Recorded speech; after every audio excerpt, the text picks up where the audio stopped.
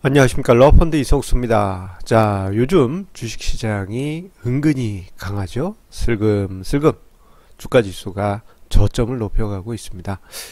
자, 그런데요, 요즘 주식시장 분위기를 보면은 여기서 더 올라갈 것이다 라는 긍정론도 있지만 여기서 떨어질 것이다 라는 부정론도 대립하고 있는 것이 사실입니다. 자, 그런데요, 이런 상황에서 어떤 한쪽 방향을 생각하기보다는 우리가 주가지수 영역에 따른 시나리오를 생각해 볼 필요가 있겠습니다.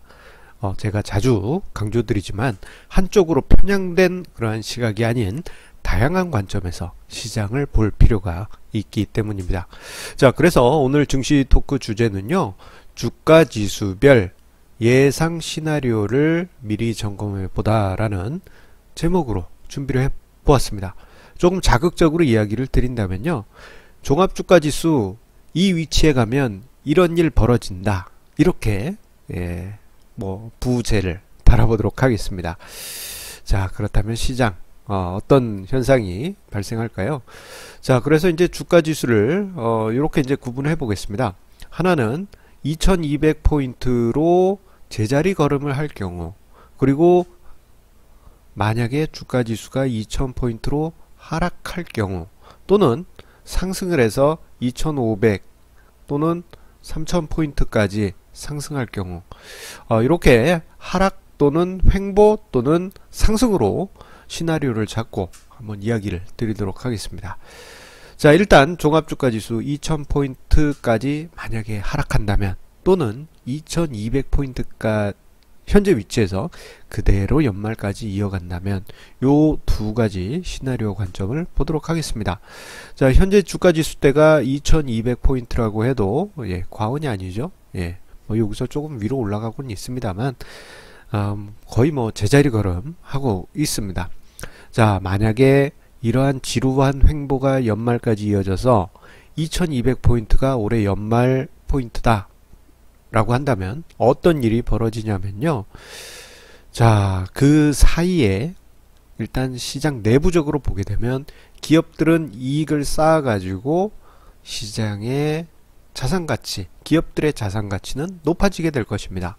그런데 주가지수가 제자리다 그러면은 자연스럽게 시장 PBR 레벨이 낮아지게 되죠.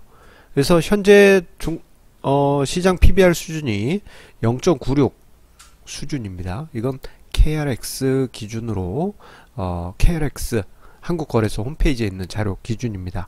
0.96인데 이게 연말까지 지속되게 될 경우에는 0.89 수준까지 낮아지게 됩니다. 자, 뭐랄까, 0.89 수준이면요, 체감적으로 볼 때 작년 연말 기준 주가지수 2000포인트 갔을 때 그 수준하고 거의 같습니다. 2000포인트 부근 갔더니 어떻게 됐습니까? 바로 트램벌린처럼 붕 살짝 내려가는 듯 싶더니 방 하고 튀어 올랐지 않습니까? 트램벌린. 우리 어렸을 때는 방방이라고 불렀는데 방하고 2000포인트에서 바운스 했지 않습니까? 그런 현상, 2200포인트가 연말까지 지속된다면 그러한 모습이 나타날 가능성이 큽니다. 자, 그런데 시장 상황이란 게 또 어떻게 될지 모르지 않습니까? 만약에 원치 않게 2000포인트까지 밀려 내려간다면 어떻게 될 것인가? 자, 2000포인트까지 주가지수가 밀려 내려가게 되면요, 올해 연말에 주가지수가 2000포인트다 그러면 시장 PBR 레벨은 0.82까지 낮아지게 됩니다. 자, 0.82면요 2000년 IT 버블 붕괴, 2008년 금융위기, 그리고 IMF 사태 직후 거의 극단적인 상황에서의 밸류에이션 레벨이에요. 자, 이 수준에서는 시장에서 강한 반발 매수세가 유입될 가능성이 높아지게 됩니다. 2000포인트 간다 그러면, 자, 우리 사람들 보면, 우리 개인 투자자들 보면은 IMF 사태, 2000년 IT 버블 붕괴, 9.11 사태, 2008년 금융위기 최고치, 그때가 되면, 그런 상황이 벌어지면은 나 저가 매수할 거야, 어쩌고 저쩌고 할 거야, 그런 분들 많이 계시잖아요. 그 수준이기 때문에 생각보다 많은 분들이 시장에 뛰어들 가능성이 높습니다. 자, 그리고요, 시장 PBR 레벨 0.82 요 수준은요, 지금 오른쪽 표에 지금 일본 일부 시장의 PBR 추이가 나와 있습니다. 자, 요건 이제 일본 증권거래소인 토픽스에 나와 있는 히스토리 데이터 그 자료를 받아서 일본 일부 시장의 PBR 추이를 그림으로 만들어 본 것입니다. 자, 뭐 과거 일본이 버블 시기였을 때는 시장 PBR이 6배 수준까지 올라갈 정도로 엄청났죠. 하지만 잃어버린 20년이라고 불리우는 장기 불황 시장 속에서 시장 PBR은 계속 하락했습니다. 그래서 일본 증시는 우리나라가 미래에 겪게 될 저성장 국면, 초저성장 국면이 왔을 때 증시가 어떻게 될지 일본 증시를 통해서 많이 연구를 하고 저 또한 많이 참고하고 연구하고 있습니다. 자, 그런데 일본의 가장 PBR 레벨이 낮았을 때가 2012년 요때입니다. 0.8.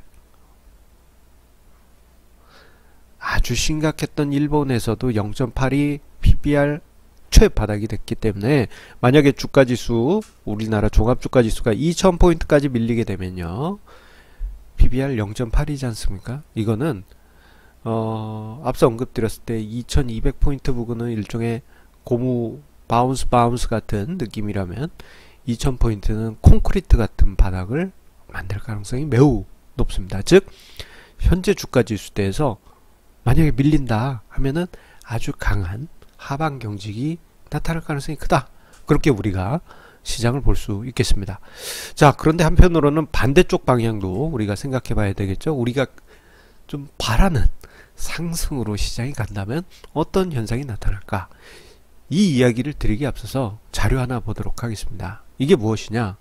국민연금의 주요 주가지수 위치별 매매 규모 추정치입니다. 요 추정은 제가 하고 있는, 계속 추적하면서 분석하고 있는 추정치예요. 주가지수가 어느 정도 됐을 때 국민연금의 국내 주식 비중이 18%니까 어떻게 돼야 된다, 얼만큼 더 사야 된다, 또는 얼만큼 더 팔아야 된다, 그런 걸 이제 추정하는 것이죠. 그래서 앞서 언급드렸던 2000포인트와 2200포인트 요 두 시기를 보게 되면요, 2200포인트일 때는 6조 8천억 6조 8천억을 사야 됩니다. 2000포인트 갔다 그러면 17조 원을 사야 돼요. 이 엄청난 금액이죠. 시장이 떨어지려고 해도 콘크리트 같은 바닥이 나타나는 이유입니다. 자, 그런데 2500포인트부터 해서는요, 이 국민연금의 국내 주식 매매가 매도 쪽으로 바뀌게 됩니다. 그래서 2500포인트 부근에 가면 9조 원대의 매도, 3000포인트까지 갔다 그러면 36조 원의 매도입니다. 올해 연말 기준. 자, 그렇기 때문에 2500포인트부터는 국민연금의 국내 주식 비중 조절만으로 해도 시장의 완급이 조절되는 그러한 상황이 만들어질 가능성이 큽니다. 내려갈 때는 국민연금을 중심으로 한 연기금이 받쳐줬는데 2500포인트 부근 가면은 오히려 부담을 주는 요인이 되는 것이죠. 자, 그렇기 때문에 주가지수 2500포인트에 이르게 되면요, 국민연금의 대량 매도가 나타나면서 시장에 부담을 주게 될 것입니다. 다만 시장 밸류에이션 레벨은 1배 수준으로 해가지고 부담은 없어요. 부담은 낮아요. 밸류에이션 부담은 낮은데 국민연금이 매도하기 시작하기 때문에 이것으로 인해서 증시가 간헐적으로 변동성이 확대될 가능성이 큽니다. 그리고 주가지수 2500포인트에 이르게 되면요, 요 부분 주식 양도세 전면과세 시행, 요게 현실이 됩니다. 그냥 뭐 법안이 국회에 계류되어 있지만 2500포인트에 이르게 되면 주식 양도세 전면 시행했을 때 그 세수 수입, 요런 분석들이 계속 그 경제학자들이나 금융 관련한 학자들이 연구하고 있을 거 아닙니까? 요게 이제 그 지난 2010년 초반에 분석된 자료에 따르면요. 5조 9천억에서 13조까지 양도세가 추가로 거쳐질 것이다 라는 분석이 있으니까, 자, 주가지수 2500포인트, 2010년대보다 훨씬 높은 수준이지 않습니까? 2500에 이르면은 요거보다는 훨씬 높은 수준이 될 수 있겠죠? 자연스럽게, 자, 주식 양도세 전면 시행이라 이런 여론과 압박이 커지게 될 겁니다.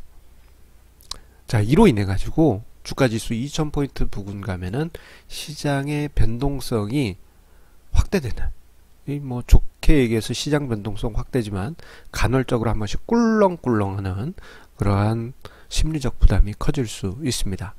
자, 그래도 여기 요 두 부분은 어떻게 보면 부정적인 부분이죠. 그래도 좀 긍정적인 부분이 없지 않느냐. 예, 뭐 시장 밸류에이션이 부담이 없다는 것도 긍정적으로 볼 수 있지만, 군중 심리가 과열되기 시작하면서 이게 예측 불허, 예측 불허, 예측 불허의 존재로 등장하게 됩니다. 군중 심리가 어디로 튈지 몰라요. 그래서 2500포인트 부근 가면요, 그게 이제 작년 고점 부근이에요. 작년 고점이 2600이지 않습니까? 그래서 만약에 2500 부근에 가서 2600을 넘었다, 살짝 넘었다 하면은, 그래서 전고점도 넘었다 그러면 여기서부터는요 0.1포인트만 상승을 해도,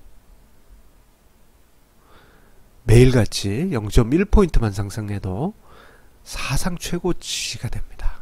사상 최고치.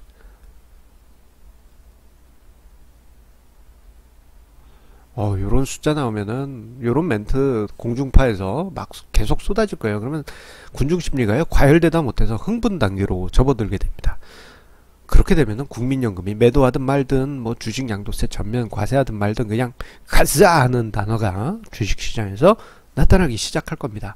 자, 그런 분위기 속에 만약에 종합주가지수가 연말입니다. 연말 기준 3000포인트에 이르게 된다면, 시장 밸류에이션은 1.2배 수준으로 해가지고 PBR 1.2배 수준으로 해서 2010년대 중반 수준까지 올라오게 됩니다. 이게 뭐 아주 뭐 심하게 고평가된 건 아니지만, 그래도 요 정도 레벨 되게 되면요, 중급 조정, 중급 하락장,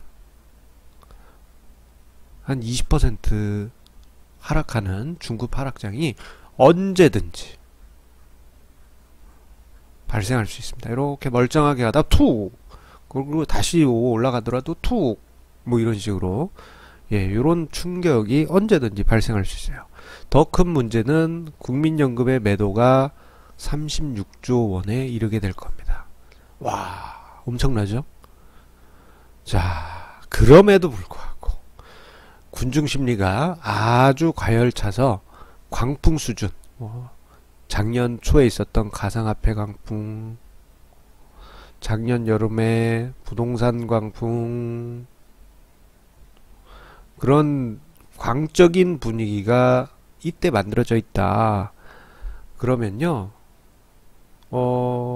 이런 이야기가 사람들 사이에서 나올 겁니다. 일단 이 이야기에 앞서서 광풍 분위기가 나오게 되면 뭐 모든 나라, 모든 정부는 좀 어느 정도 완급 조절을 해주게 돼요.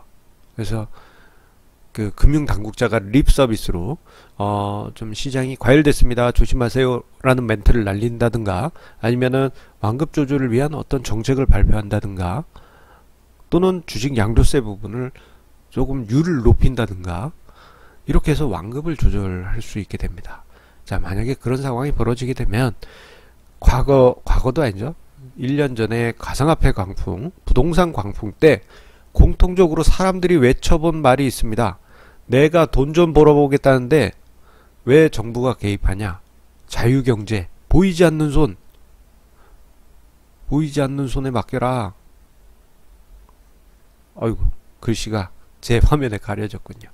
보이지 않는 손에 맡겨라. 예, 이런 이야기 꼭 나올 겁니다.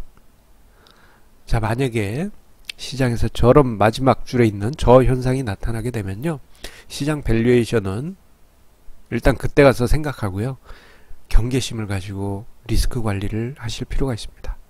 나중에 가면 좋고 안 갈 수도 있지만, 우리가 마음속으로 시나리오는 생각해 두실 필요가 있겠어요. 그래서 2200포인트로 현재 주가 지수대가 쭉 이어질 경우, 2000포인트 언더로 내려올 경우, 그때는 뭐 시장에 대해서는 긍정적, 하지만 주가 지수가 2500포인트 넘어간 이후에는 군중심리가 만약에 민감하게 움직인다, 그럴 때는 좀 보수적인, 일부 보수적인 관점도 가질 필요가 있습니다. 그 이후부터 해서는 군중심리가 큰 변수이기 때문입니다.